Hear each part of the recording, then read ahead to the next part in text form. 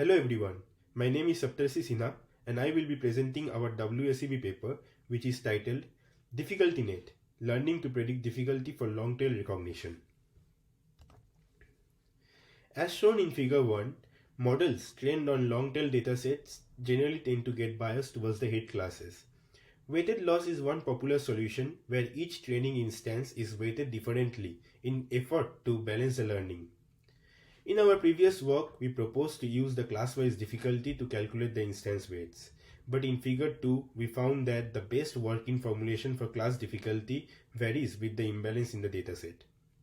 Therefore, to remove the dependence on any prior formulation, we propose DifficultyNet that learns to predict class-wise difficulty in a meta-learning format. So let's look at the design of our DifficultyNet now.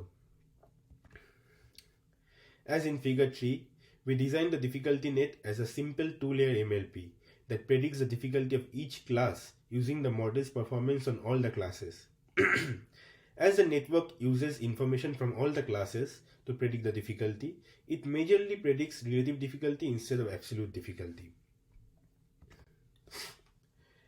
So let's look at the training method. So we have got the main classifier, and the main classifier is trained using the weighted loss where the instance weights are predicted by our DifficultyNet.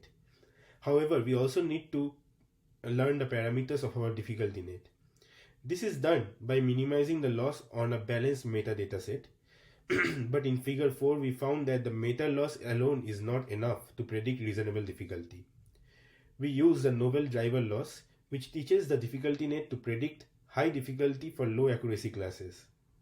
The hyperparameter lambda controls the impact of our driver loss in training. So our overall learning process is comprised of 3 main steps. At any given training instant t, we intermediately update the parameters of the classifier using DifficultyNet parameters which are available before t. And then we update the DifficultyNet parameters using this intermediate classifier. And next we use the updated DifficultyNet parameters to update the classifier. Now that we have explained our method, let's look at some results. So we conducted experiments on multiple long-tail benchmark datasets and we achieved state-of-the-art performance on all of them. Our method achieves best performance. So here we show the results on the ImageNet LT and the Places LT, and as you can see, our method achieves the best performance on both of them. So for more results, you can look into our paper. We also conduct extensive ablation studies, and from the ablations presented in table 3, we find that relative difficulty is actually more effective than absolute difficulty. We also find that using driver loss is very effective with DifficultyNet, and optimal value for hyperparameter lambda is 0.3.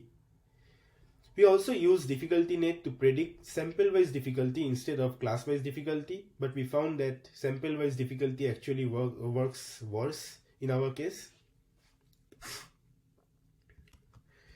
Further, we show that the DifficultyNet learning is actually reasonable as it helps to gradually balance the class difficulties with training. So this result you can see in figure 5. And compared to our previous work on absolute difficulty, we find that the DifficultyNet predictions are actually more stable with time, leading to a more smooth training of the model. And this is actually good for the learning. So that's all. Thank you.